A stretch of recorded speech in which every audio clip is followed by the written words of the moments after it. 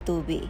Rumah hancur, akses terputus, dan ratusan nyawa tak terselamatkan. Data per 4 Desember, Badan Nasional Penanggulangan Bencana mencatat 836 orang meninggal dunia. Ratusan jiwa masih dinyatakan hilang, ribuan orang terluka, serta ribuan orang mengungsi. Kepala BNPB menegaskan, operasi pencarian masih jauh dari selesai. Laporan dari wilayah terisolasi terus masuk, dan jumlah korban diperkirakan masih akan bertambah. Untuk Sumatera Utara ya.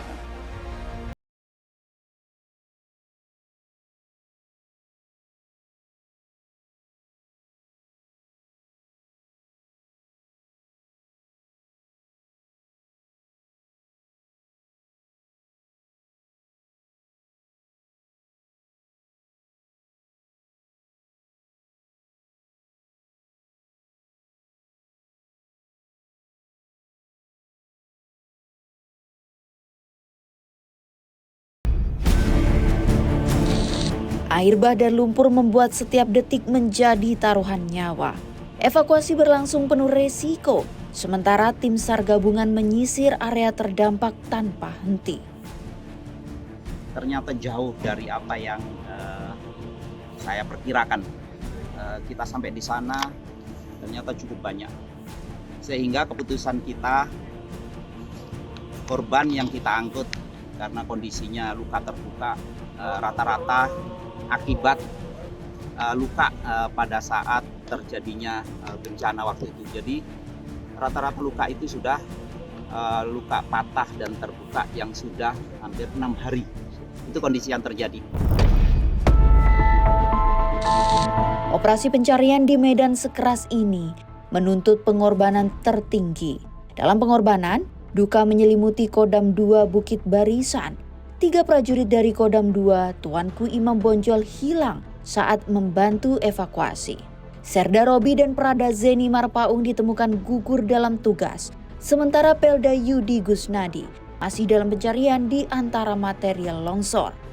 Namun dengan seperti prajurit-prajurit yang lain, pada saat terjadi bencana, mereka melaksanakan tugas negara, melaksanakan evakuasi terhadap masyarakat yang nampak bencana itu sendiri. Namun di tengah perjalanan melaksanakan tugas kan kita tidak bisa tahu apa yang akan terjadi. Ada longsor, kemudian dilanjutkan dengan susulan, dan pada saat terjadi banjir dan longsor itulah mereka terkapar juga.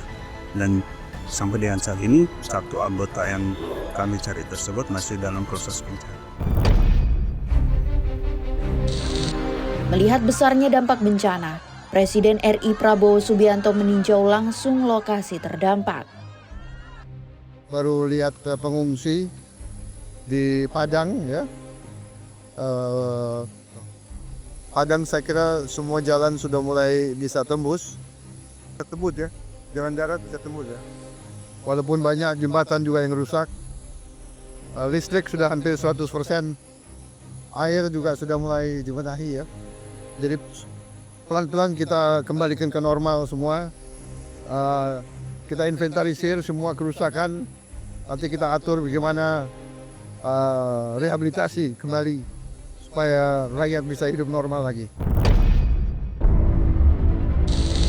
Namun pemulihan di lapangan menghadapi tantangan besar. Kementerian PUPR mencatat puluhan jembatan terputus dari Aceh hingga Sibolga menghambat masuknya alat berat ke zona merah bencana. Karena akses darat lumpuh, strategi udara menjadi kunci.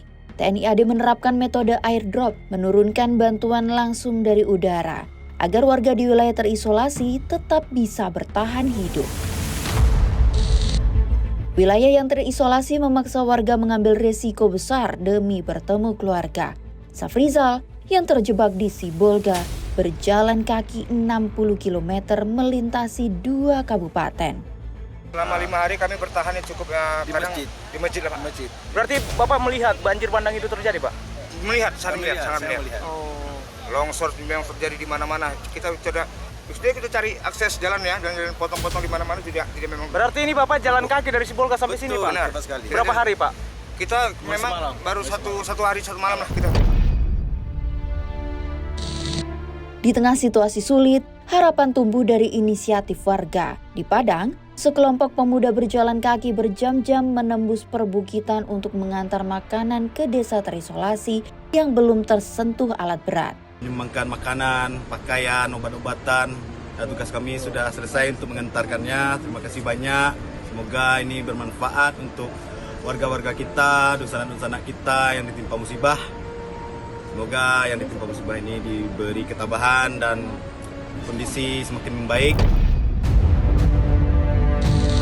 Sumatera masih bergulat dengan duka besar dan jalan pemulihan jelas tidak mudah.